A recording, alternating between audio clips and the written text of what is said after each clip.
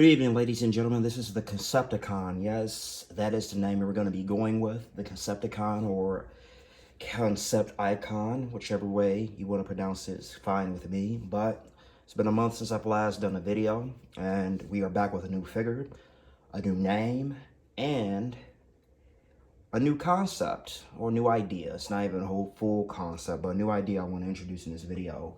A little subtle idea that I've noticed not a lot of people do when they do these figure reviews and unboxings. So I'm back here with the Greatest Hits series, Jake the Snake Roberts. And this features his likeness from '96 when he returned with the born-again Christian gimmick, which really wasn't even a gimmick if you really think about it. He was actually born-again Christian in real life, but he actually decided to integrate it with his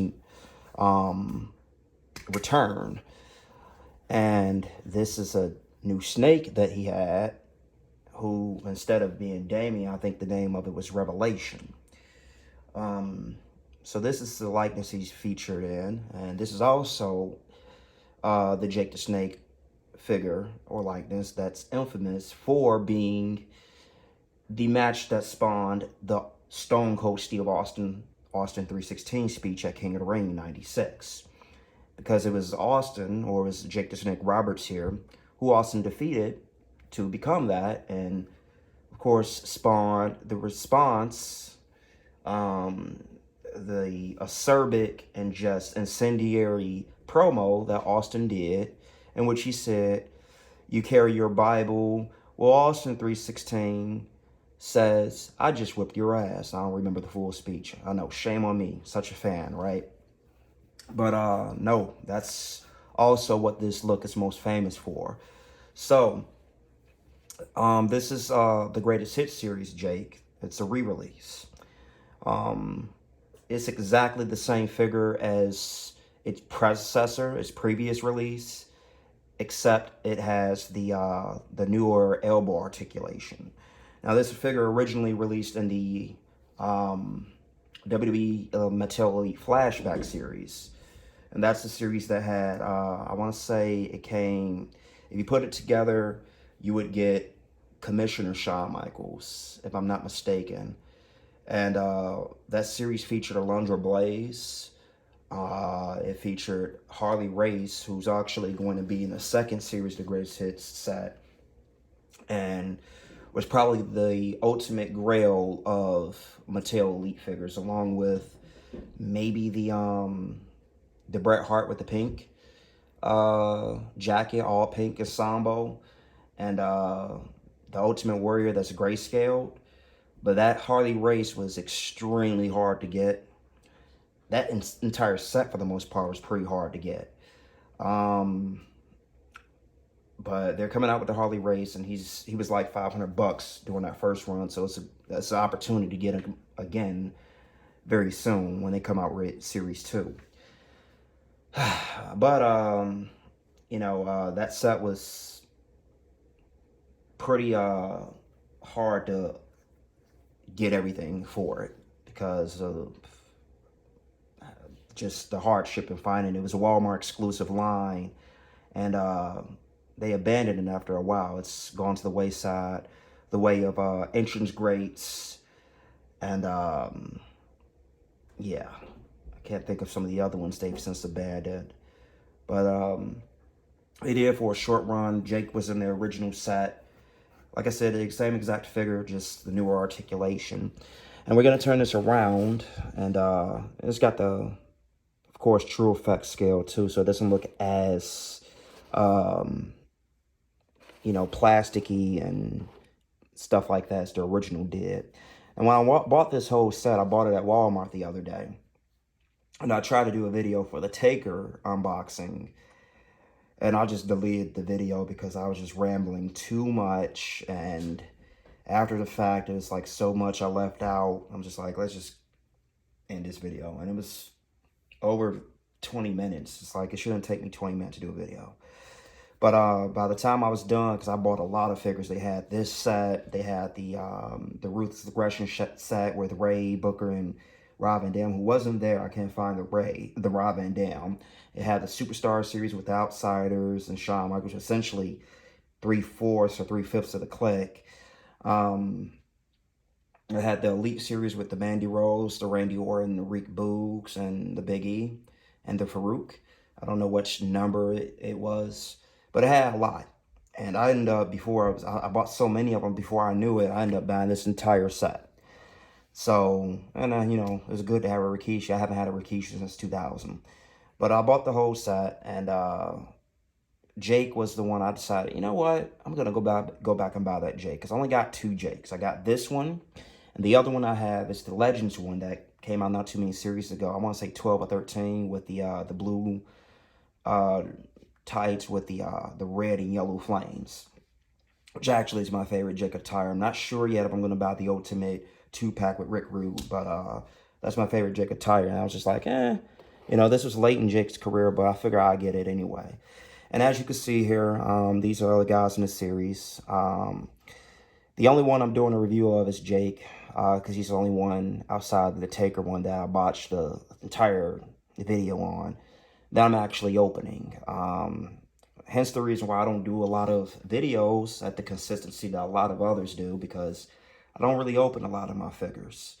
And that's really the allure of these videos. People want to see what the figure looks like. People want to see if it's, well, I could say finisher ready, which is something I like to, a little subtle thing I like to throw in my videos to show, hey, this figure has actually got the articulation well enough to do its finisher. Because some, you know, hey, some of us collectors, we do our little videos, you want to be able to do the finisher with it. And a lot of figures don't afford us that luxury, i.e. Braun Strowman. His legs always sucked. Or a lot of the other guys. But this is Jake. His finisher's the DDT. Now, there's a lot of craziness about if he actually innovated the move, because if you really know your history, you go back, I want to say the DDT was being done before Jake. I remember, well, I ain't gonna say I remember, but I watched the matches, and Adrian, I think Adrian Adonis was doing it before Jake did, back when he had the overly flamboyant gimmick. We're just gonna say overly flamboyant. But his finisher's the DDT, and this figure does actually feature the articulation needed to do the DDT. And it also helps that you could change out the hands on this one, which, come to think about it, I don't remember if the Flashback series was early enough in the series where you could swap hands. I think the swap hands things has been a thing since the Nia Jax figure. I think she was actually the first figure where you could swap heads and hands like that.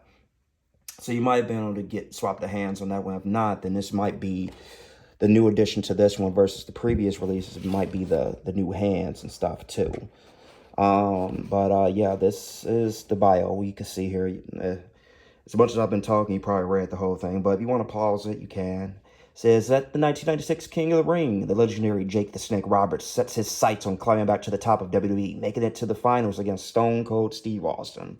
No word yet they re-released the Austin. And quite frankly, it wasn't really much to it. It was just an Austin with knee pads. And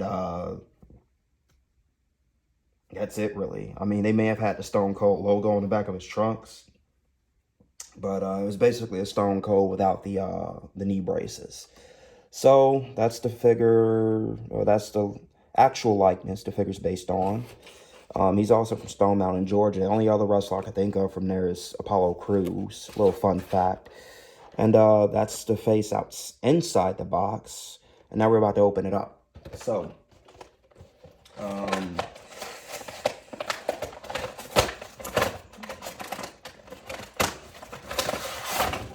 don't really open it up on camera there, but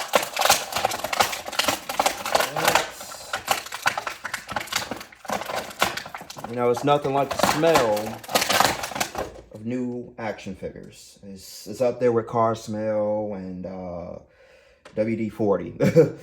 I like the smell of WD-40. I'm weird, I know. But this is Jake here. I'm about to get the snake in his hand there. and not in the way that he did it in Heroes of Wrestling. But that is Jake. My legs are a little wonky there for my figure. And that's what it looks like outside of the packaging there. Now, the face is a little derpy, honestly. It's weird having a Jake with a smile because Jake was such a, you know, I wouldn't say miserable person, but his gimmick, it was just so dark. It was just, I wouldn't say even dark. I'll just say Jake was a sinister wrestler. His best work was as a heel, being sinister. I mean, his name is Jake the Snake. He's a serpentine person. He's somebody you can't trust. And, it's weird to have a figure of him featuring a smile because Jake was a babyface during this time. And, he feuded with the likes of Jerry the King Lawler around this time, I believe.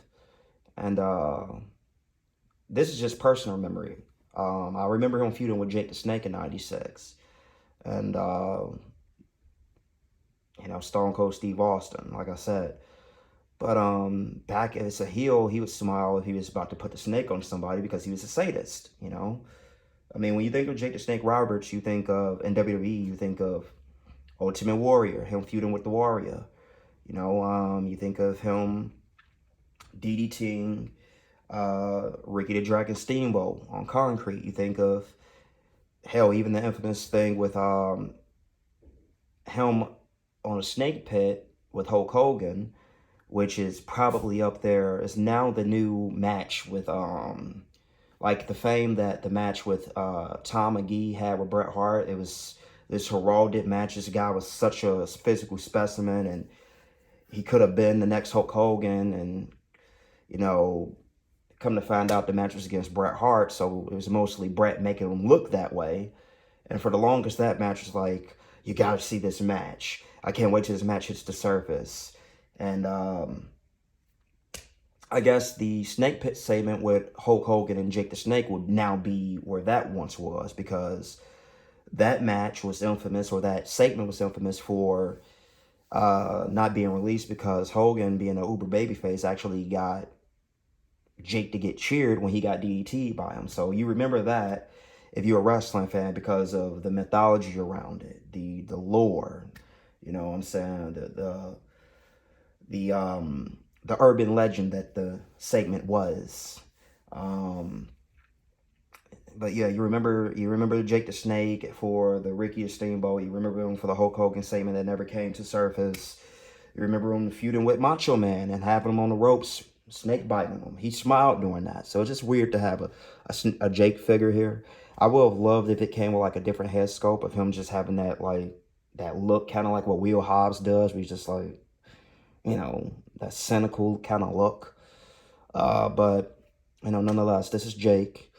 Now, I didn't have the original Jake the Snake of this likeness, so, my fear is what it looks like outside of this vest. Now, I don't remember him taking his vest off during that run, but what we're going to do is take it off, and we're going to see how we're going to get it off, because it's not, it doesn't have traditional like latches, I think, to get it off or anything. I think I'll have to do the overhead. And there's Revelation there. Oh, knocked down my light source. Sorry, guys. Botchamania, I messed up. Well, I think I really messed up because I don't know if I'm going to be able to get this on here. But that's just great. So we're going to need a new lamp. As you can see, it's all jacked up there. It's supposed to clip onto the side of here, but I don't think we're going to be able to do that. Well, this is why you come to me. Rough, rugged, raw, and unfiltered and unpolished. I don't know if I ever make it. All right. So, we were trying, before I was so rudely interrupted by the ghost of Botchamania that's trying to ruin my figure set here. See how we're going to get this thing off. I don't know if I'm going to be able to get this off. Yeah, unless I pop off the head, which even though the newer figures are able to do that, I don't think I want to risk it. So we're just going to move on to the articulation because I just really don't want to risk it. But what I can't tell is that, I don't know if you guys can tell, but the body under there is the same body as, I guess this would be a good time to introduce what I was going to say was that subtle idea that I don't even know if anybody else does in their videos, but when I do these videos of unboxings, I'm going to feature somebody that the wrestler in question inspired and feuded with. So, inspired, Jake the Snake inspired Randy Orton. You know, both guys famous for having, you know, appellations and nicknames dealing with snakes. And Randy Orton was definitely indeed influenced by Jake the Snake. I mean, come on, anybody that knows wrestling knows that. Randy Orton's the Viper. I mean, look at the designs and the attire, which he only in recent years started doing the RKO on his knee pads for the longest rate. Randy Orton's just tights and knee pads and boots. Maybe, you know, he'll have the wrist tape with just the tape around the wrists. But only in recent years he started doing it around the hands. Even in the early Evolution days, he wore white tape, but he had them taped up around the hands too. But he just only started doing these things like in recent years. I say probably since 2020, maybe 19. But yeah, the Viper Randy Orton, somebody that he influenced. And then we also have somebody that he's a rival with in Ricky the Dragon Steamboat, which is the WCW Ricky the Dragon Steamboat. Of course, Jake the Snake feuded with him in WWF. So, now what I was saying, where I was getting at before I introduced Orton and Ricky Steamboat here, is that if you look close enough at the top of the chest of Randy there, and the top of the chest of Ricky Steamboat there, you can actually make out that they gave Jake the Snake, who's never been a body guy, this very ripped torso that Randy Orton and Ricky the Dragon Steamboat have. And I feel some kind of way about that because, you know, Mattel every now and then, they decide they don't really care about accuracy, and they do things like that. And it's not the first time they've done it with the Jake figure. They've done it with other figures of his as well. And before it kind of ruined the purchase for me because Jake's never had a body like that. Maybe one or two times they've actually given Jake the correct torso. Now this one I'm not too mad about because he's got the vest on. Okay, cool. It conceals it, but Jake's never been a body dude, man. Give him the right torso. Like, they did the same thing with Velveteen Dream. Like, Velveteen Dream should have had the same torso like the Sheamus figure has, because if you actually look at his body, he kind of had that bold, like, upper body physique, you know what I'm saying? So, it's minute, I guess, but I hate it when they do that. I guess the most egregious case of them using the wrong torso that pissed me off was with the Roman in the background there. They gave him this overly ripped torso, and then, you know, Roman's never been super ripped. They should have gave Roman the same torso that the Amazon exclusive Ultimate Rock had. They wanted to be accurate. Even if you look at Roman's torso, it's perfect for that. But yeah, sometimes it's just like, we're just not gonna care this time around. So let's look at the articulation. You know, all the way up, leg drop compatible, big boot compatible. You know, run and knee lift compatible, which is a Jake signature move. And Jake wasn't really a big moves guy. He is another guy who was kind of like cerebral and methodical in his offense. But Jake's three main moves is really, yeah, really main moves were the run and knee lift. So, you know, bow, the short arm clothesline, which was a precursor to the DDT. So, let's see. That's something I like to do too. You see a lot of people do them in their figure opens or unboxings. Let's demonstrate the signature moves the person does. Short arm clothesline. And of course, the DDT. Now, for the longest, I didn't know exactly what Jake's DDT sale was like, but majority of the sale the people did with the DDT was flat. So, a lot of people, they sell the DDT differently. Like, RVD is just infamous for selling the DDT. Any move land on his head, like it's a fucking spring up in his ponytail. You know what I'm saying? Like, so for the longest, I would think, okay, well, that's the way that person sold the DDT. But actually, Jake's DDT was always a flat bump, a faceplant bump. And that's what fucked Ricky the Dragon Steamboat up. It's because he took it flat and ended up getting a serious concussion because he did so. So you gotta really protect your neck when you're taking a DDT. So, we got Jake the Snake here. And then also what I noticed too is when he does it, he always does the, so one thing I noticed too is when Jake does the DDT is he snaps like that. So let's, yeah. So Jake, when he does the DDT, bow, smacks on the back. I guess that's like to let them know, like, hey, I'm falling. Snap, bow, So, and Jake doesn't always fully have his back hit the mat when he does it. I noticed that too. But that's Jake the Snake Roberts. And then the only thing, like I said, I didn't show the fans here. That's what I love about the, like, swappable hands, man. It's like you can actually just take the hands. Like, it comes with it comes with another hand to hold the snake and the fisted hand.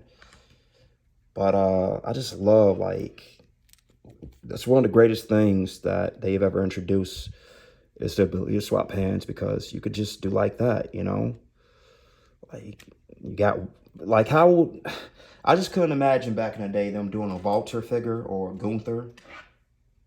Could you imagine if they came out like a Gunther figure in the early days of Mattel and you couldn't swap the hands and it was just stuck with like fisted hands or some shit like that, or Mike holding hands, you couldn't swap it for a hand where you like does a knife edge chop? That would fucking suck.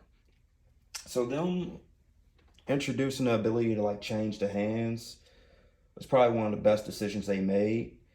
Now, if you ask me, the next big thing, no pun intended, that they can do is make it, just focus on accuracy. Focus on accuracy with body parts. I know certain body parts they do to complement like accessories, but you guys got access to things that others can't, you know what I'm saying? So we're going to finalize it by having Jake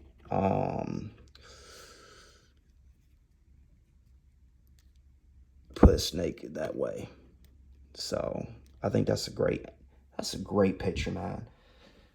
But focus on just, man, like giving us more accurate body sculpts with certain figures. Like, I know we'll probably never get another Roman Ultimate, not for years, in fact. And even then, some of the like the new releases of Ultimates, they don't too much alter it. They get this basically a second chance true re-release. They don't change the butterfly joints or anything like that. Like the the Brock Lesnar and the Shawn Michaels, the Montreal Screwjob Shawn Michaels, had the same torsos with no butterfly joints.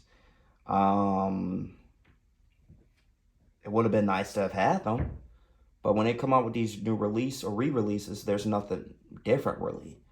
The only thing that might be different is True Effects, but now everything's True Effects. So, you know, we probably never get another Ultimate Roman. They're coming out with an Elite Roman that comes with both the belts, but that's an Elite, you know what I mean? So, I just really wish, like, we could get, like, more accurate torsos and things like that. Like, even with the Ricochet that's coming out from Elite 101, I believe. It's got the Jin Kazama attire, and it's got the fucking Johnny Gargano knee pad problem or kick pad problem. It's just, I think that's the next best thing that Mattel can do for their figures. But other than that, I'm done. This Jake the Snake figure is pretty good. You know what I'm saying? All things considered with the torso. But other than that, pretty good figure. Great color scheme, colorful.